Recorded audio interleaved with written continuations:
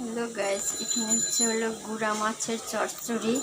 এখানে আমি সিম এবং ছোট্ট একটা আলু, তারপর পেঁয়াজ, কাঁচামরিচ, আদা, রসুন, জিরা, হলুদের গুঁড়া, মরিচের গুঁড়া, লবণ, মানে একটা রেসিপি রান্না করতে যা লাগে আমি তাই দিয়েছি। আর গুঁড়া মাছটা হলো কি, এখানে হলো বাতাসি মাছ, আর হলো আপনার আরেকটা কী মাছ যেন আমি বলতে পারি না, অবশ্য এখন মনে নাই, আমার মনে আসতেছে না। আর উপরে হলো ধনিয়া পাতা আর টমেটো। টমেটো দিলে সব তরকারিতে অনেক মজা লাগে। আর এখন তো শীতকালে সব ধরনের সবজি পাওয়া যায়, যে কোনো রেসিপি রান্না করবেন অনেক ভালো লাগে খেতে।